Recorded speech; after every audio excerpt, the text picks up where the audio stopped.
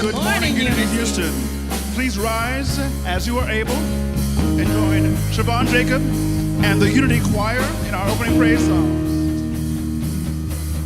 Fill me up till I overflow.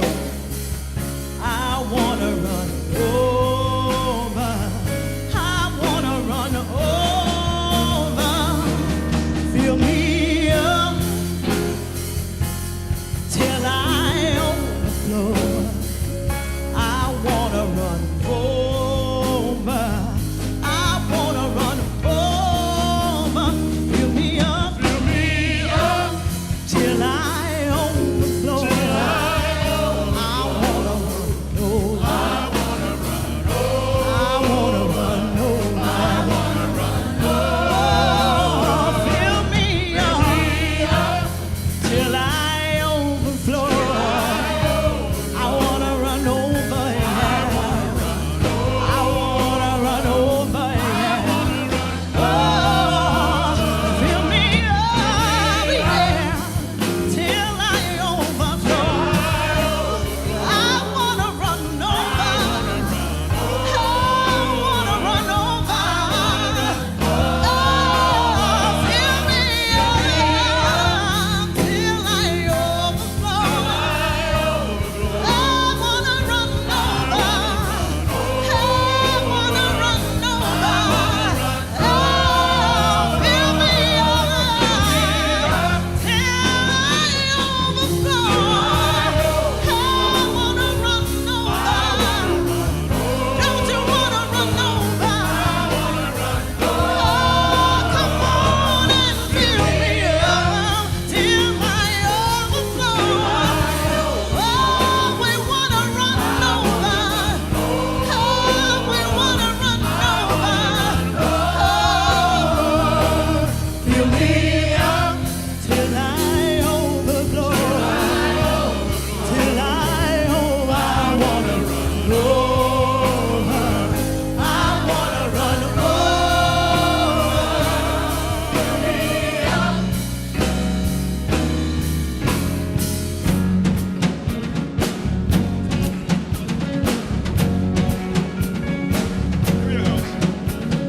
Joy unspeakable, faith unspeakable, love unstoppable, anything is possible.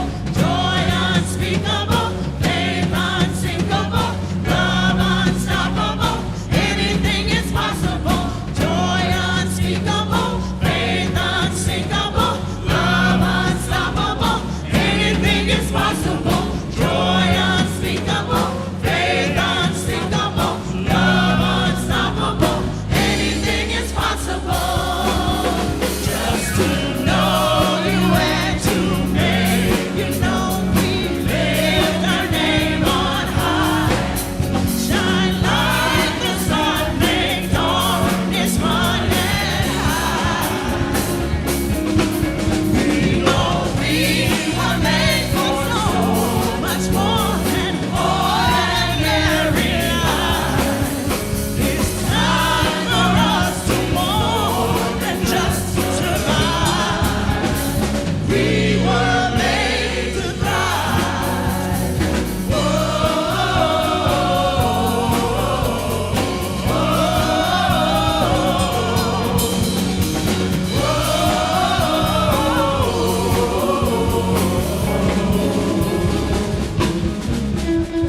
Welcome to Unity of Houston for our Sunday celebration service. I hope that you're having a wonderful day. It's about to get better. We're going to take a moment now to greet one another with a handshake or a hug, or just do the prayer hands if you'd prefer no physical contact.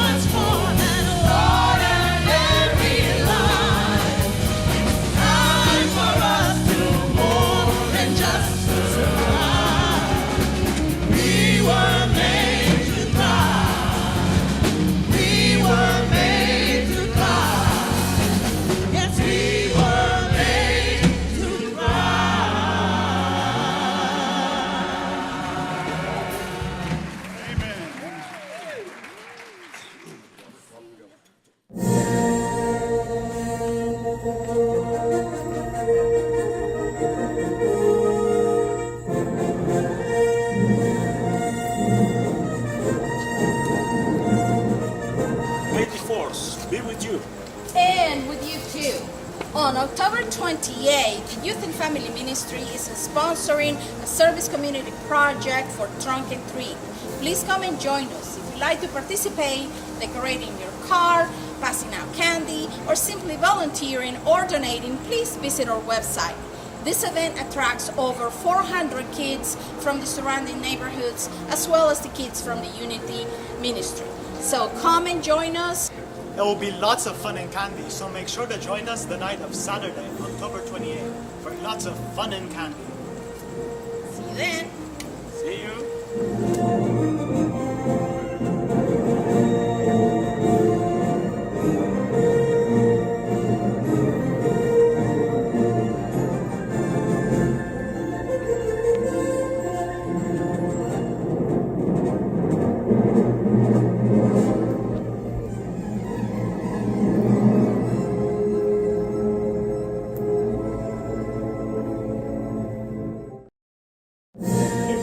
Lost a loved one or a pet, you know that there is a sacred process that you go through in grief.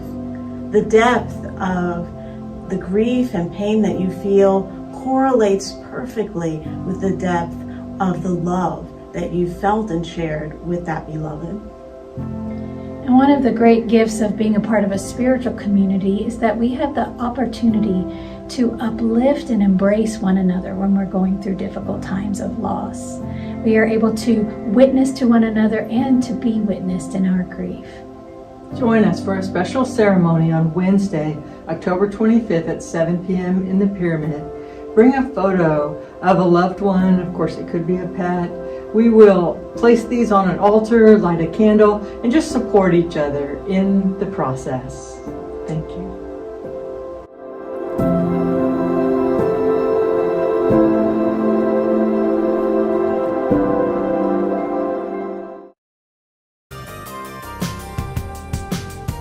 I come into Unity because it really, it's a spiritual practice for me. So every week, just every Sunday, remembering that, I'm more than just a person doing things. I'm more than just a mind thinking. I have a spirit that needs to dig to as well. So I think coming back to that every Sunday and grounding myself is just a great way to start the week. I've been so grateful to find a diverse, inclusive community and then become more involved. We've started hosting a spirit group. She's gotten involved in her classes, and I remember the first time we came, you were scared to even go to your class, and now she loves going and loves being on the stage. And so I see all of us kind of growing through participating.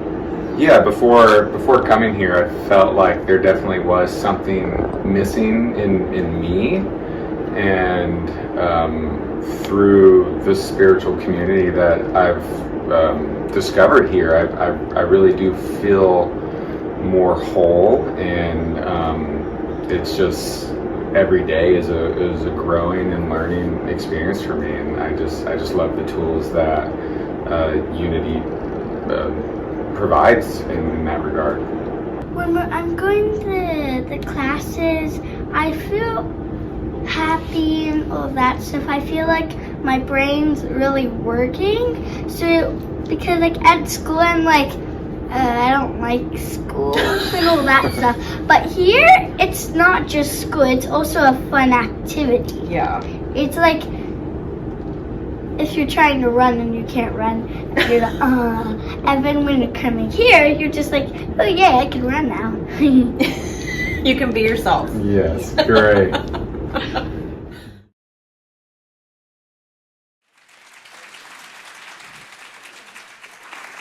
We all know what that's like, right? When you want to run and you can't run, it's Thank you, Lydia. That was perfect. We have an amazing community. I want to take a moment. What am I doing? I'm talking about the Lunch and Learn. This is Unity in the Community is the part of our church that does work out into the city, focusing on homelessness, hunger, and childhood advocacy.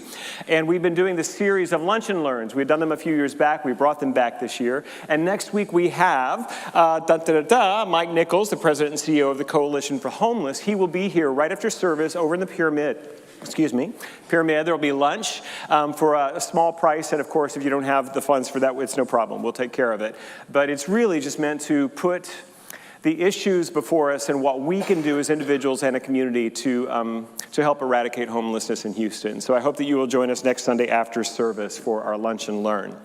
Next thing I want to talk about, in just a moment, we're almost at the end of our pledge campaign, and we haven't really explained too much what that is, so I want to just take a moment and just say that if you're brand new to Unity of Houston, or if you're visiting, this may not be a conversation for you, but I invite you just to hold us in love as we're talking about this. We're having what we like to call a grown-up conversation about money at church.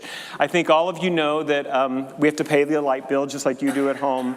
We have to pay our staff. We pay these, how about this band, right? Yeah, I mean, we do that. And it's you that does that. It is your contributions and your gifts that support all the things we do. So I just want to tell you, we talk about the levels of giving, but I've had a few people say that they don't like that because it makes them feel like they're not, I don't know, like there's a comparing and despairing thing going on. Please just let that go. We honor every gift and every pledge that comes into Unity of Houston at whatever level. It matters. It matters. But I do want to draw our attention to the watermark. This was something that we created a few years ago here, and it just helps us kind of level set about what it actually takes to keep Unity of Houston going. So if you go to the next couple of slides here, I want to give the definition of the word watermark the way we're using it. It says this: the watermark, the line to indicate the level to which the water has risen, or the second part, the line to show the reservoir is full.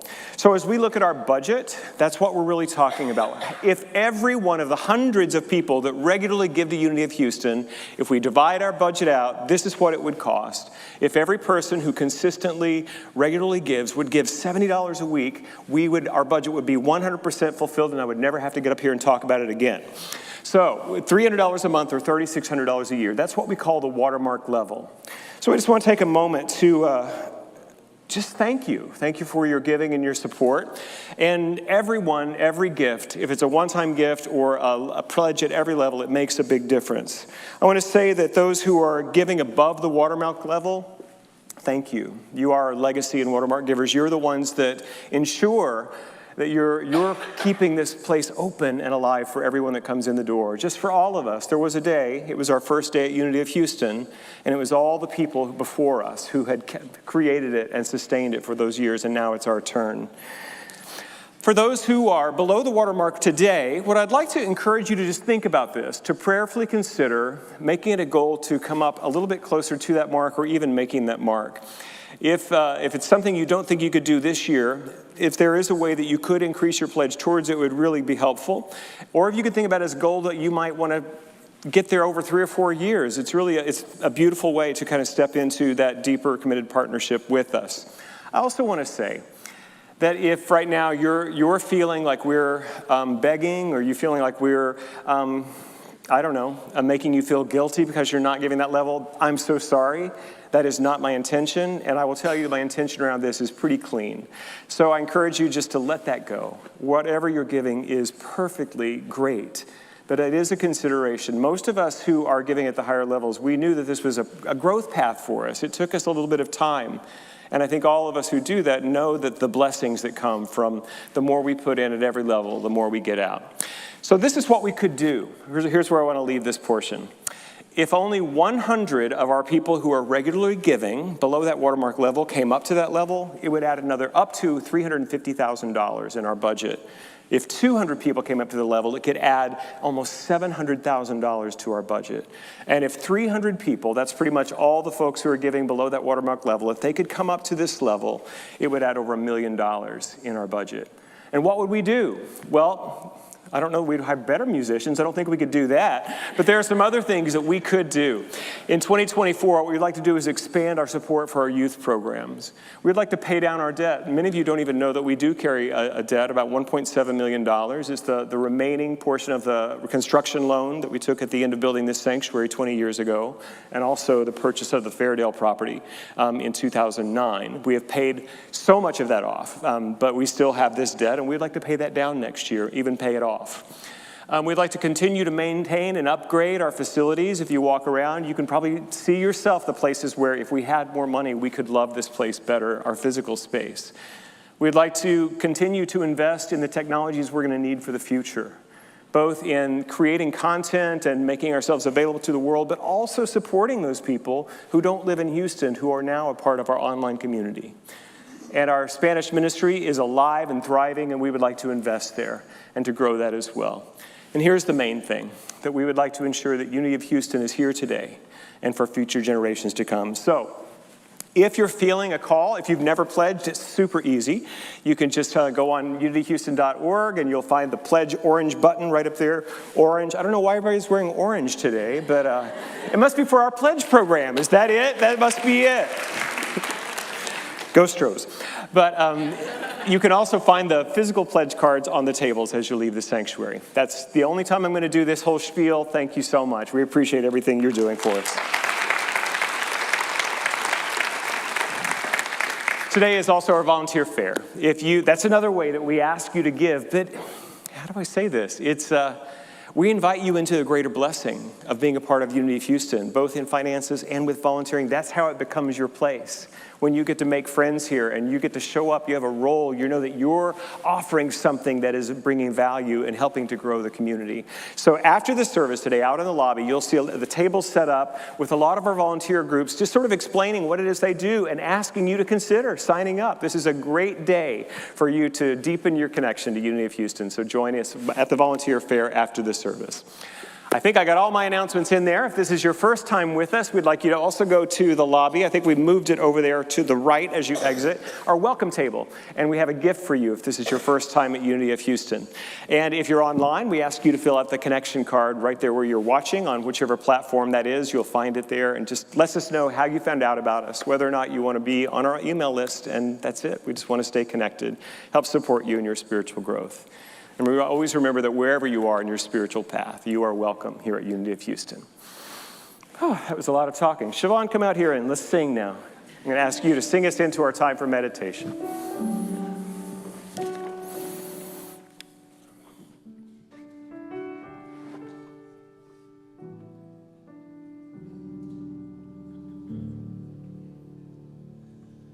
Hold on to me when it's too dark to see you, but I am sure I have reached the end.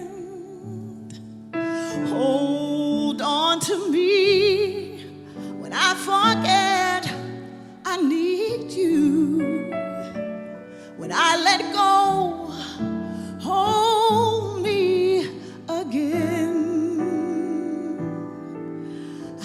Rest here in your arms forever, 'cause I know nobody loves me better. Hold on to me.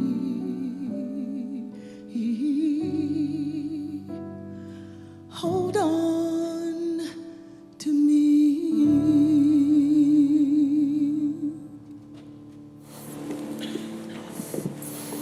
So it is time for our meditation. There's something so powerful about sitting together in spiritual practice, both in physical space and those who are joining us online. So I just invite you now to close your eyes. You might adjust the way you're seated so you feel supported yet comfortable and at ease. We want to have a posture of gentle, focused awareness. That's the essence of meditation, to simply be present. Notice what's happening right here, right now.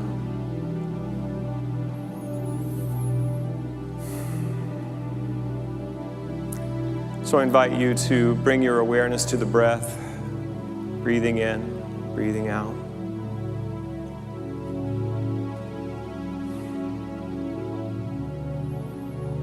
And it's a natural thing for thoughts to intrude and for our attention to wander.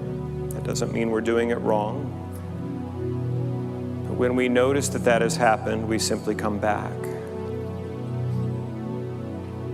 Back to the breath, back to the moment.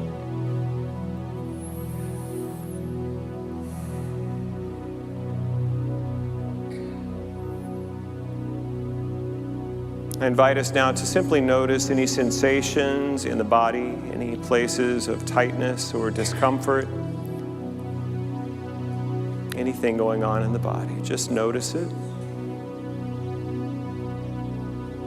And as you breathe in, imagine sending love, light energy to that place in the body, bringing ease, comfort, and healing.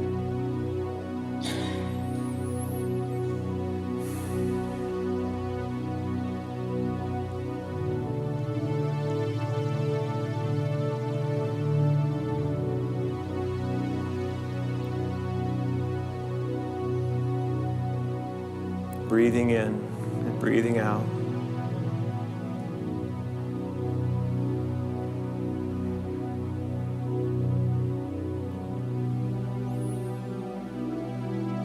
And if there are other places in your life beyond the physical body that are causing pain or struggle, imagine with every in-breath bringing in that healing, light, love, energy of divine creative mind into your consciousness and surrounding that situation with a sense of hope, a sense of possibility and healing.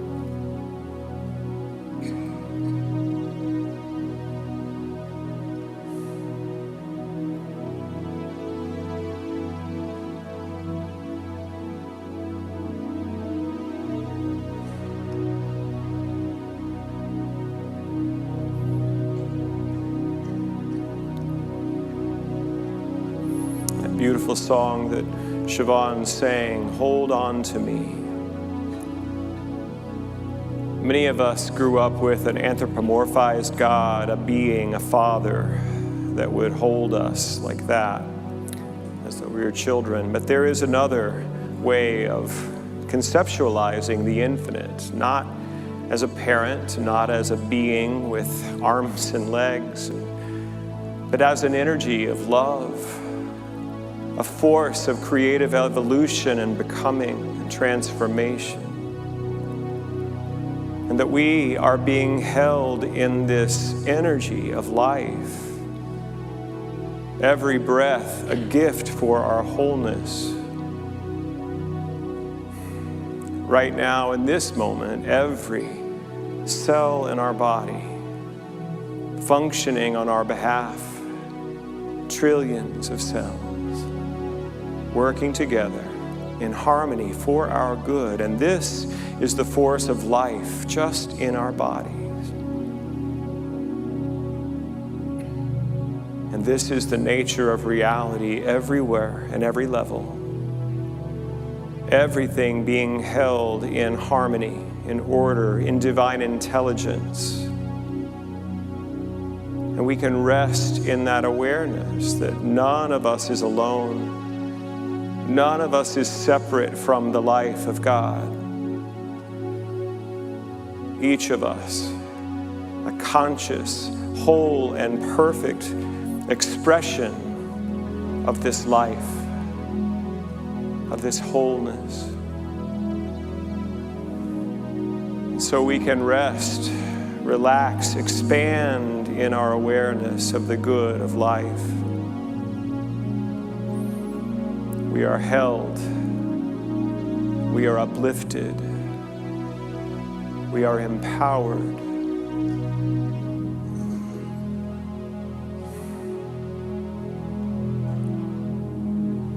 So to complete our meditation, I invite us to be with this question: where is my light needed?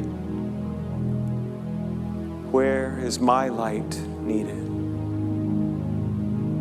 We open our intuition to show us the places where we bring the divine energy of God that moves in and through and as us into an expansion of light and healing possibility. Where is my light needed?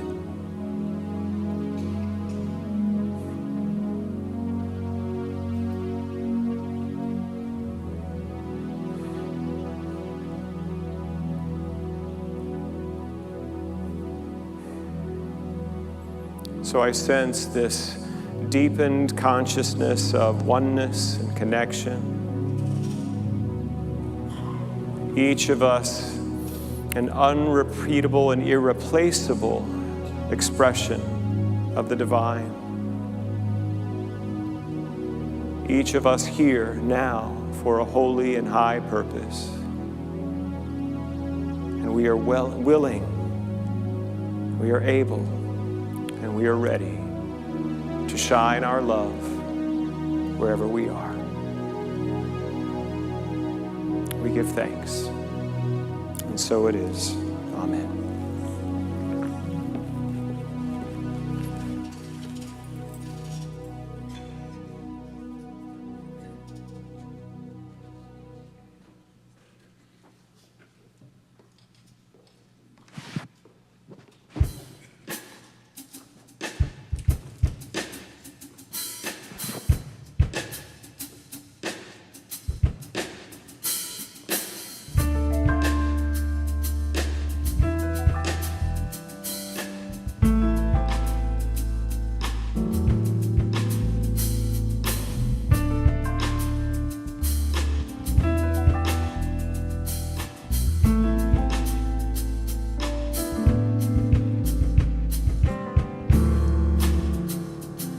Sometimes you don't understand why life is the way it is. Things don't always go the way you planned it. But I believe God and time are synonymous, and in time God reveals all things. Be still, stand in love, pay attention.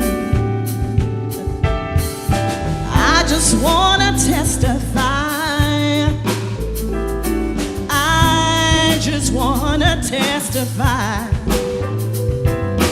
I just want to testify. I just want to testify.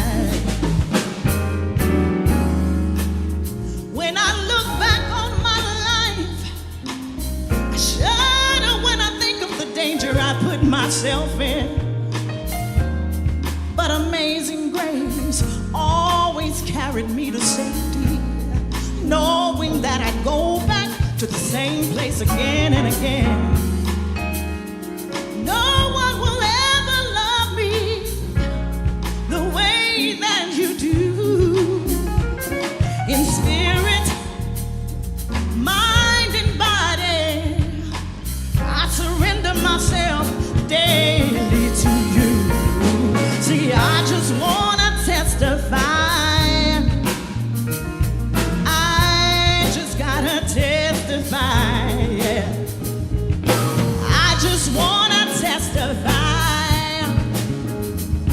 I just gotta testify.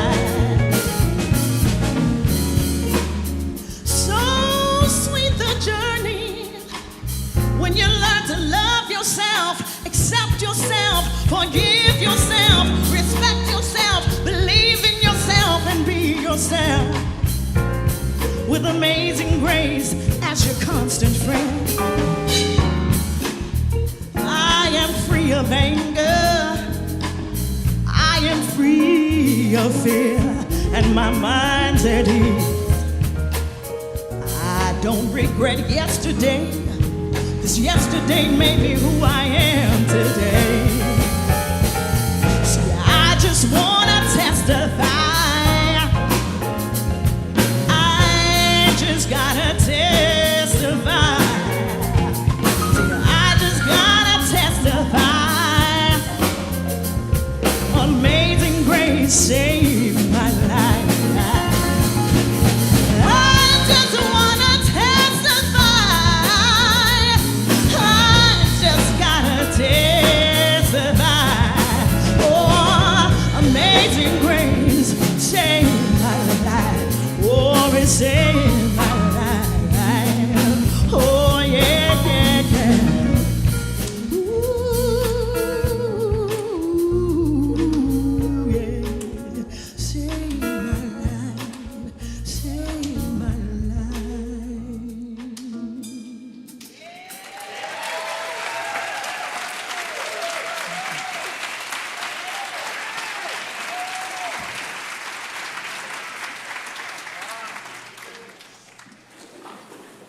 It's been a few years since Siobhan started singing for us, and I immediately said, you know the music of Diane Reeves? And she did.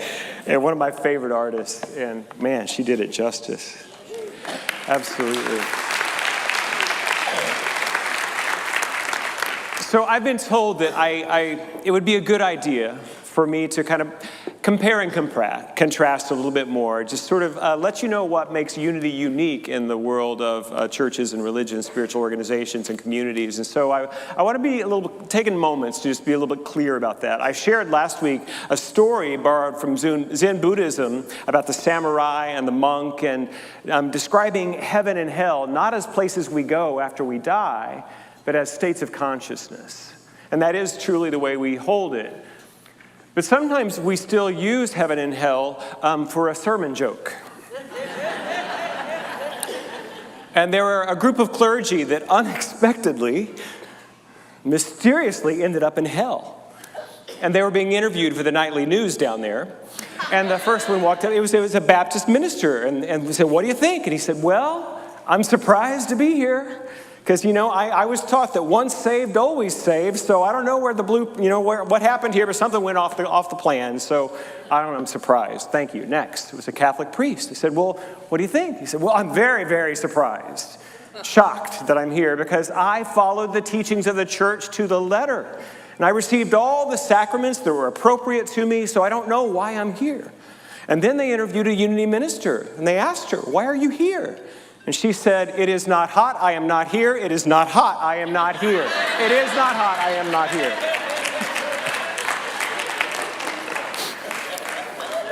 I'm poking fun at all of us. And the joke actually is a beautiful segue for what we're talking about today.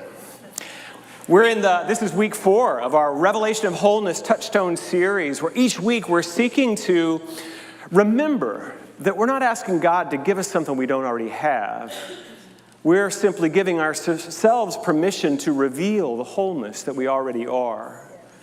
That we are created in the image and the likeness of God, of divine creative energy, of spirit, of life itself. At the deepest levels, we are already whole. And what we're being asked to do is to open, to allow, to reveal it. So we had 2 weeks on body. This is the second week on mind. And I'm cheating a little bit today. I just want to give you a little warning. We separate mind and heart a lot to understand. Heart would being the center of emotions, the center of feeling, mind being the center of intellect. But truly, the mind is very involved with emotions and feeling. As a matter of fact, we talk about mental health, mental and emotional well-being. And so that's what I want to focus on today. What is it that we can do to reveal the principle of spiritual wholeness in terms of our mental and emotional well-being? So the first point I want to make today is by simply just reminding us of the spiritual principles upon which we express our wholeness. We are not a mental health organization. I want to be clear too. And we're not a medical organization, so when you're sick, we don't say, don't go to the doctor. We believe that the doctors are there as also expressions of God to reveal your wholeness in your physical body. We're not a financial advice organization, but we offer teachings of spiritual principles that will help you support your well-being around your finances. And so that's the angle that I'm coming at around mental health. Not saying that we're not in place of the other support needed for those who experience mental health issues, but we're a part of it. We want to give spiritual principles and practice that will help all of us, even if we don't have mental illness, that we can begin to express and experience more well-being in terms of our emotion and mental well-being. There, that was my caveat. Ernest Holmes famously wrote in his masterpiece, I guess, the Science of Mind, he said this: there is one mind, that mind is God's mind, that mind is perfect, that mind is my mind now. So I'm going to say that a couple of times, and I just want you to jump in with me whenever you feel like you have it. There is one mind, that mind is God's mind, that mind is perfect, that mind is my mind now. There is only one mind. That mind is God's mind. That mind is perfect. That mind is my mind now once more. There is only one mind. That mind is God's mind. That mind is my mind. That mind is perfect. That mind is my mind now. There you go. So I've used that as kind of a mantra for many years, and we've also used it on retreats and things. We often say there is only one life. That life is God's life. There's only one heart. That God is God's heart. That God is perfect. That heart is perfect. That heart is my mind, my heart now. You get it. This is the essential teaching of unity, of the New Thought movement, is that the qualities and attributes of the divine are present in me because I am an expression of the divine. But we're human. Anybody else still human? Anybody else still have moments that don't feel perfect? And what do we do with that? I've been trying to set up this series, so the first week is really focused on spiritual principles and our really theology and philosophy around wholeness. And then the second week is what do we do with that in the human realm? And today is a little bit like that. Here is where we can get into trouble. It's sort of like that unity minister who was in hell in the beginning of this sermon. We know that our thought is creative, and so we've often been told that we should place our thought on things that are positive. But no one is asking you to lie about your human experience. If they are, that's not unity teaching. We're not asking you to say it doesn't exist. But what we're inviting you into is a realization there is a deeper truth than this condition that you're experiencing. How many of you experienced an earlier time in your life where something was really difficult and now you've got it? You've mastered it. I certainly have. Lots of examples of those. And in those earlier times, my consciousness could not grasp it, couldn't figure out how this thing worked. Finances, I've shared here many times before. It was a bear for me. Just to figure out, I was taking these classes, I was attending these services, and they were telling me that it's all consciousness. And I was like, I don't know how that works. But with time, and with practice, a transformation occurred in me. Something was revealed about my wholeness, and I was changed. I became more responsible and accountable for the way that I handled money, and I was able to be creative about the way I generated and received money, and it all changed. And it took time. And so what we're talking about today is that there may be an issue in your life that feels insurmountable, and it may feel like the problem is just never going to change. And what I'm offering you is to not tell a lie about that it's here, but tell the truth about the fact that it has no truth in spirit, and it is temporary. You get it? That we can hold this idea that, yes, I'm experiencing whatever you're experiencing in a condition you would like to change. It's here, but God is here. Life is here. Divine intelligence is here. And this will change. Our mental and emotional wholeness is not based upon conditions, even though it's often affected by conditions. When we experience loss, we experience frustration, we experience so many things that will trouble us, it's easy to think that my mental and emotional health is conditioned. If things are going good, I'm good. Things are going bad, I'm bad. And what we're inviting ourselves into today is to reveal the wholeness, even when conditions change, that beneath that condition is the truth, the bedrock, solid truth that you are already whole, that I am already whole. So, I mentioned I'm cheating a little bit. We're doing body, mind, and soul, and today I'm going to talk about, head and heart, and talk about mind as expressing and experiencing our emotional selves.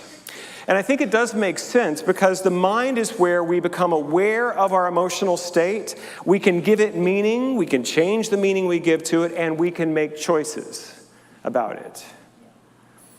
What I'm not asking you to do is use the mind to deny that the feeling is happening.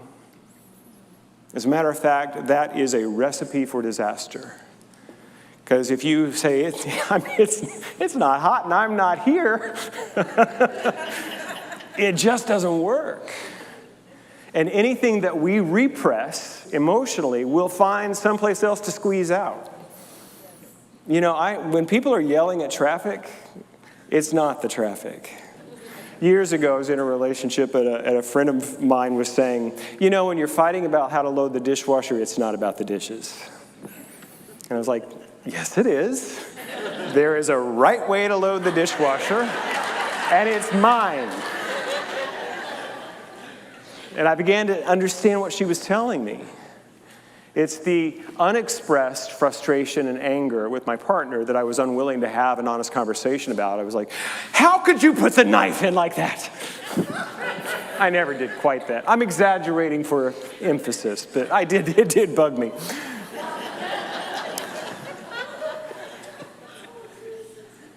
There's a book that came out in the 80s. It's I have a list of books that I've never read, but I feel like I got it because I read the title. Anybody else have those? The book was called Feel the Fear and Do It Anyway. You remember that? Some of you probably know that. Some of you probably actually read it. But you get the idea immediately, don't you? You don't deny the fear, and you're not paralyzed by the fear. You allow it. You allow yourself to recognize, I'm scared of this thing, but I'm going to go forward anyway. See, that's where we need a mind. Because if we only have that emotional receptive state, we're always just going to be moved around our entire lives by our feelings. And what we want to do instead is bring the feelings, feel the feelings, and do what we need to do anyway. Not to deny their existence, but to... And here's, I guess, the thing I want to say about that too is that healthy human beings feel all the emotions. And if you think that you have mastered anger or out-evolved it, you probably haven't. That it is normal and healthy for a human being to experience fear and sadness and anger. It's what we do with them that matters. Judith Orloff is a wonderful writer and teacher. She says this is what we actually want to do, is to face our emotions and transform them. And she gives us just a shorthand of what that might be. We could face our fear and develop our courage. We could face our frustration and transmute it into patience. Somebody said, you never want to pray for patience. You know what happens? You get opportunities to grow patience. But here's the thing. I've never had to pray for patience, but I still get the opportunities where I need to be patient. So I don't worry about whether I'm praying for it or not. When I'm frustrated, it can be an invitation into practicing patience. You can face your loneliness, feel the sorrow around it, and allow that to open you into connection. Facing anxiety and transforming it into inner calm. Facing depression, transforming into hope. Facing our jealousy and envy into self-esteem, and facing our anger into compassion. Rupert Spira is a spiritual teacher, a non-dual teacher, and I was watching a video of his the other day, and he was talking about the tantric approach to emotional integration. And in the typical mindfulness path, which we often practice here in Unity, is to witness the feelings. But in the tantric teaching, it's to welcome the feelings. And so when we're feeling something, whatever that is, instead of going, I see that anger there, I see that fear, is to go, I feel it. I allow it. I welcome it. But he gave this little clue, which I thought was really important. He says, turn off the subtitles. You know what he means by that? What's the story you're telling about the feeling? Because that part is probably BS, your belief system. Every time it gets a laugh. I don't know why, but it is. The story, I was told in my recovery journey that feelings lie. And I don't know that I agree with that. I think the feelings themselves are truthful, they're honest. But my mind makes up a story about what those feelings mean. And that part is a lie. And so what we're invited into with this approach is to just be still and feel what's here and not judge it and not make up a new story about it. But do you know what happens next? It goes away. It may come back, probably will. But it's our resistance that keeps it in place. Whatever you resist persists. But if you can just find a space to feel it, and then it will subside. And you're still here. And then you can make some choices about how you want to think or move or act around this thing from a place of integration rather than a place of opposition. Because when we are opposing our feeling nature, and here's the thing, I'm a big feeler and have always been a big feeler.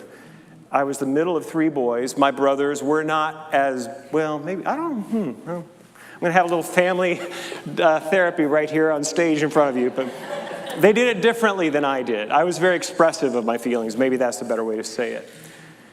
And so if I got my feelings hurt, that was the language we used a lot, I sulked, I pouted, I was unhappy, I was sad, and I was shamed for it relentlessly.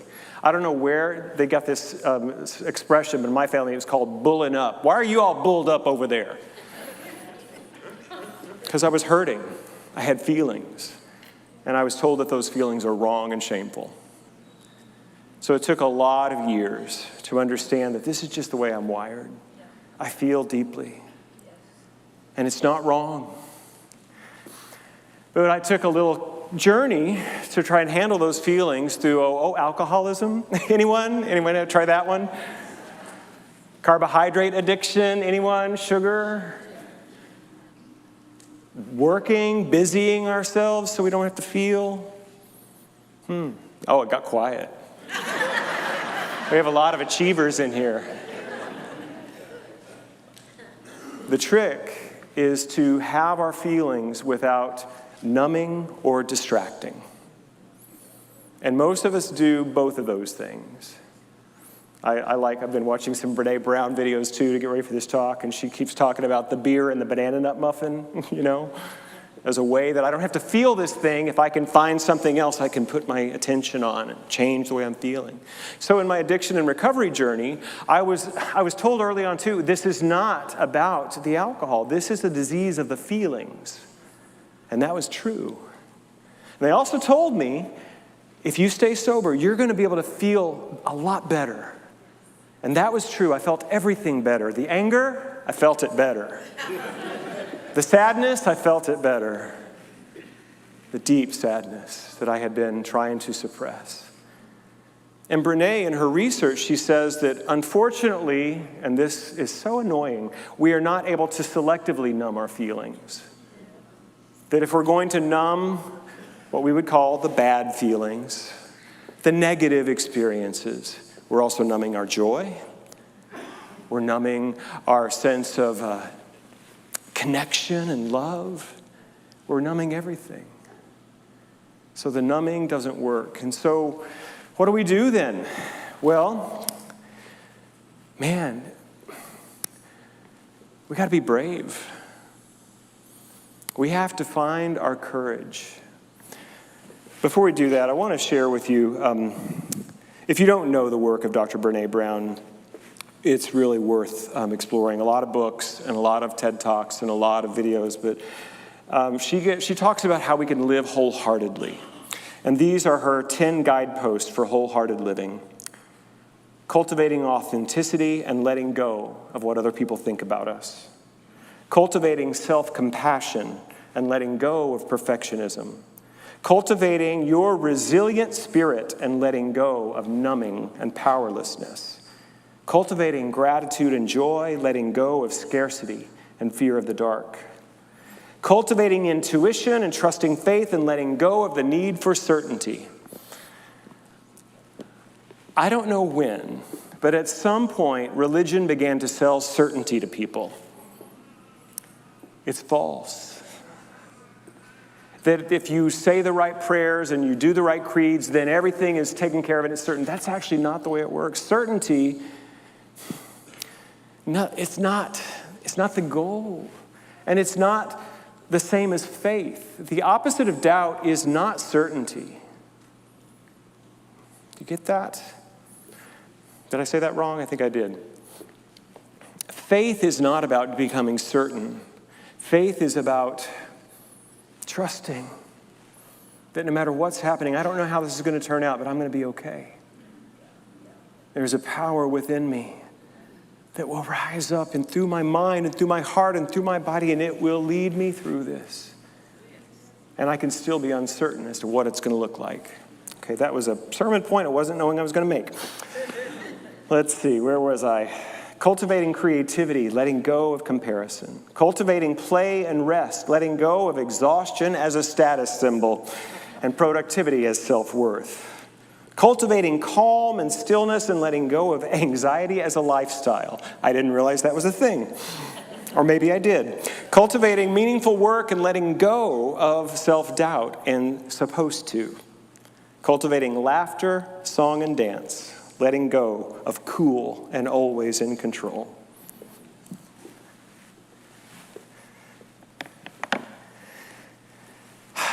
Courage. To be a feeling person in this world requires courage. The Latin word for heart is cor. At my former community in Dallas, I was a part of the leadership there, and we created our purpose statement, just as we have a beautiful one here, that in community we nurture and empower each other, transforming our lives that we may serve the world. That's who we are. We created one there that was pretty short. It was just this. It said, awakening courage, transforming lives together through love. And we got a lot of flack about using courage in a New Thought church as our first thing, because I had one person who's a respected teacher said, you know, that's a Kingdom 2 word. You don't want Kingdom 2 words in your purpose. And I strongly disagreed, and 25 years later, I still strongly disagree. Courage is a powerful word because it acknowledges that we have fear. That's why we need it. And there are things that will bring our fear up, but to call forward our courage, to call forward our willingness to feel these feelings and keep moving forward. In John chapter 14, verse 1, Jesus said this, "Do not let your hearts be troubled. You believe in God, believe in me as well." From a metaphysical interpretation of the Gospel of John, every time Jesus says I or me, it's really helpful not to think of it as the man, Jesus of Nazareth, but as the Christ Spirit, the Christ consciousness, which is resident and available in all of us. And so if we think of it in those terms, don't let your hearts be troubled. Believe in God, the grand organizing design, the infinite, the name that was beyond all names, all that could possibly exist in potentiality and in form, that is God, not the angry man upstairs who's keeping a list. That's Santa Claus. What we're talking about is the energy of life itself that is whole. If you believe in that we're all part of something that is revealing itself through time and space, believe also in me, in the Christ mind, the part of our own consciousness that knows we're a part of the infinite. Believe in that. And I don't argue with Jesus very often. Our elder brother, as we often talk about Jesus in this movement, and I recognize that he didn't speak English. And this has been translated many, many times. But this idea of don't let your hearts be troubled, I don't know that I can get on board with that. Because my heart's going to get troubled. My heart has been deeply troubled at what's going on in the Middle East and in Ukraine. Deeply troubled. But I'm going to come back to that. At the end of the chapter, in chapter 14, Jesus says this, "Peace I leave with you. My peace, the peace of the Christed one, I give to you. I do not give to you as the world gives. Do not let your hearts be troubled. Do not be afraid." And whether or not I quibble over that, I think the phrase that I like better is do not lose heart. Do not lose heart. It's okay to be afraid. It's okay to feel sad at the violence and the destruction and the innocence being lost. It's okay to feel sad and troubled, but don't lose heart. The peace that Jesus is speaking of in this gospel is this deep awareness that beneath all conditions there is a unifying divine harmony and order that is simply being revealed through this really messy thing called evolution of consciousness. This very disordered and flawed thing called humanity. But beneath the flaws and the strife and the struggle and the pain, there is love. And we can be at peace in this world. Corrie ten Boom, an amazing soul, wrote The Hiding Place. There was a movie made about it in the 70s. During the Nazi occupation of the Netherlands, her family, they were very devout Christians, and they knew they must do something to protect Netherlands Jews. And they hid people, risking their own lives. At one point, Corrie had gone to their pastor, and she had an infant, a Jewish infant. She said, please, we have no more room. You must hide this child. And the pastor said, I cannot. If I risk myself, I will die for this child. And Corrie's father was standing there and said, to risk ourselves for this child would be an honor. They saved many people. I had the honor and privilege this week to witness another woman of great courage, Maggie Cole, for God's sake. Many of you have heard me talk about her. Many of you know her. She's spoken on this stage. She's led spirit groups. She's my prayer partner for 20 years. And at 83, she hasn't traveled since before COVID. She's had some physical issues, and it was a big, big, big thing to get on a plane and fly across the country back to Kentucky. And I met her there. I stayed there in the little Airbnb. Her son flew with her.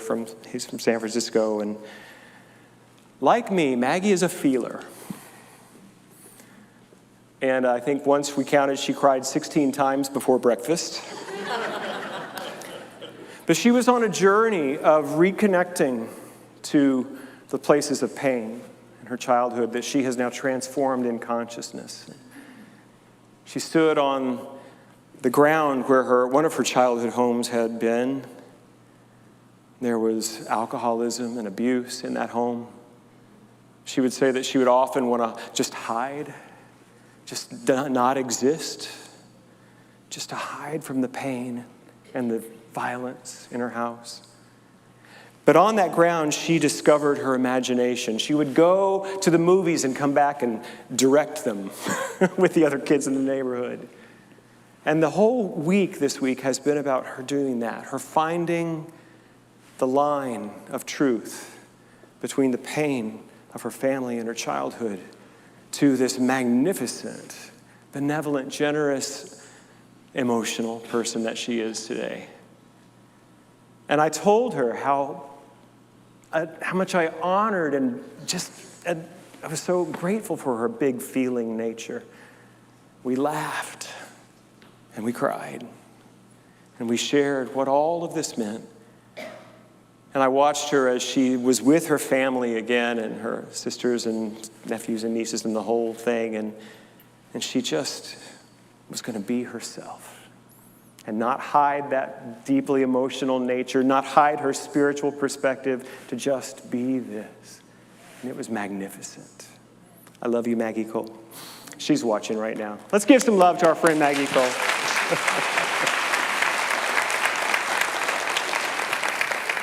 So the invitation for all of us is to be brave like that.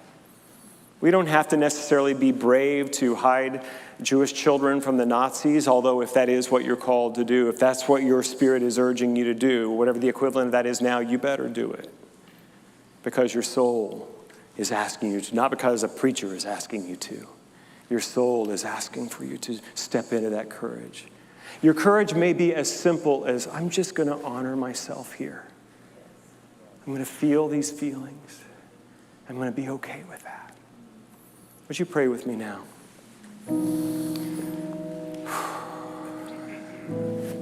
If you feel like you do this, I just feel led to place my hand over my heart. There is neural tissue. There are neurons in that heart. There's intelligence there. And so we tap into that wisdom of the heart, that feeling nature that we have been gifted with here. At any place where we have been shut down, shamed, made wrong because of our feelings, we let that go. Just release that and bring honor and love and appreciation for our feeling nature. It gives us this ability to connect to life. We're not numbing, we're feeling our lives. The joy, the ecstasy, the sorrow, the heartbreak. We make room for all of it. Because beneath all of that experience, there is this presence of divine love and creative intelligence that is lifting us, guiding us, supporting us, growing us, healing us, transforming us. And so we can bring all that we are into this container of transformation. We're willing to reveal all that we are, human, spirit, our human divinity, our divine humanity. We bring it fully for the service of our own fulfillment and for the service of the healing of humanity. God is moving in us now to bring the light into the dark places. And we say, yes, we are willing, we are able. We let it be. And so it is. Amen. You're amazing. If no one has told you today that they love you, I love you. God bless you.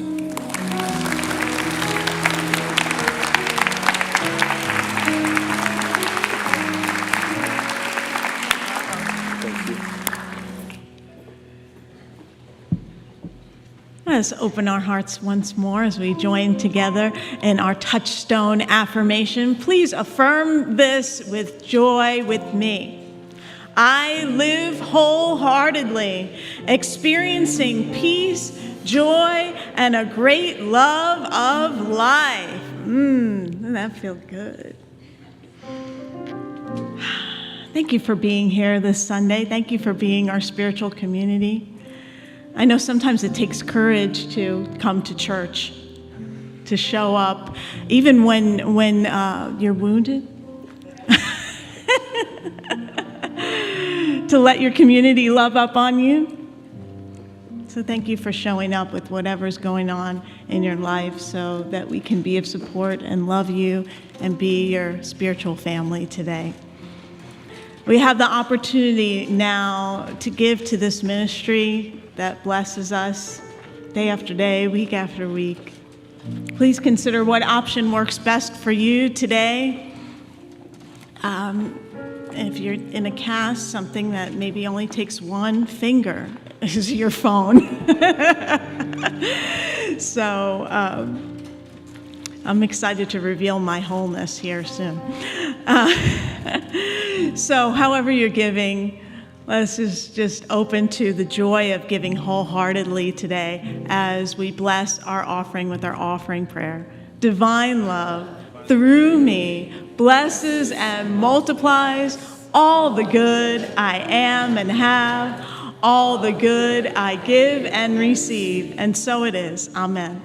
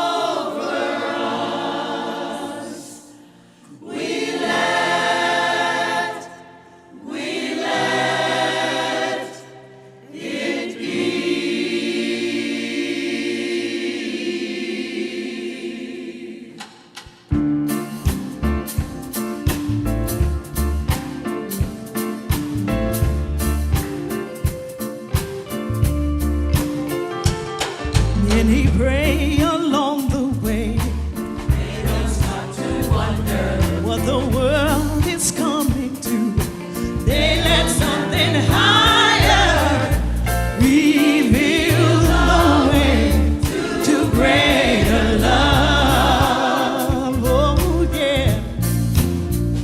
So the truth keeps telling me, sing for liberation for the ones who are not free. Limited desire, we reveal the way to greater love. Oh yeah. So we let it wash over us. Make us kinder. Make us better. Be early in the morning.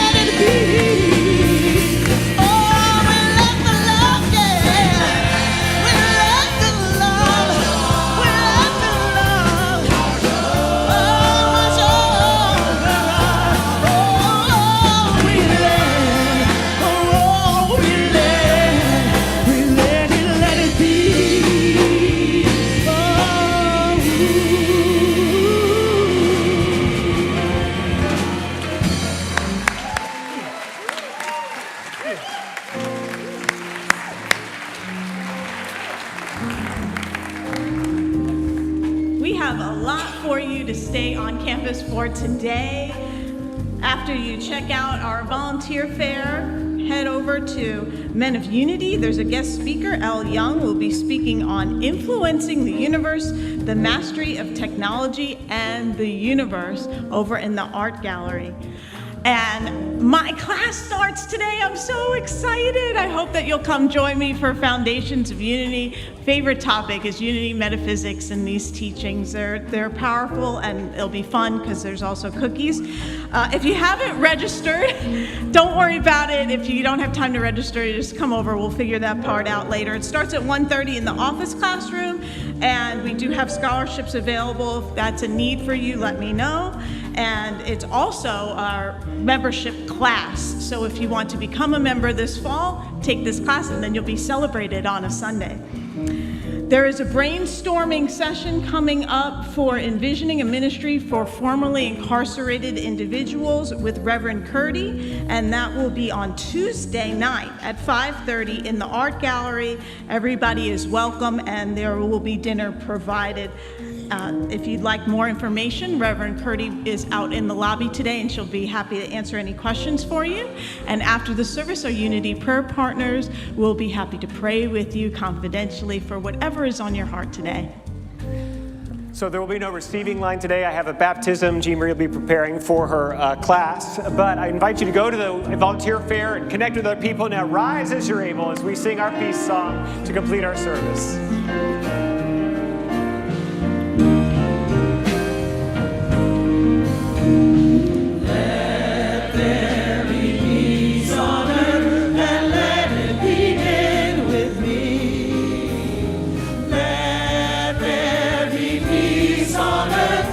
Peace that was meant to be with God as creator, family all are we. Let me walk with my family in perfect harmony. Let peace begin with me. Let this be the moment now.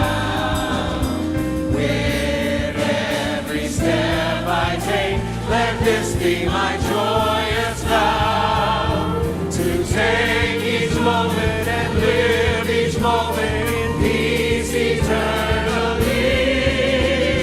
Let there be peace on earth, and let it begin with me. Join me now in the words of our prayer for protection. The light of God surrounds us. The love of God enfolds us. The power of God protects us. The presence of God watches over us. Wherever we are, God is. And today we proclaim that God is good all the time.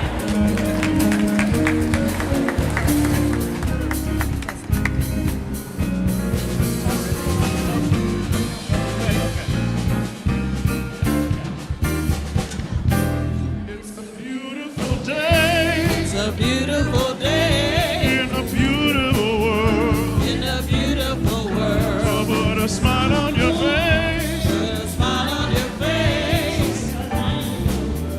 Shine your light in the world. It's a beautiful day In a beautiful world. Put a smile on your face. Shine your light in the world.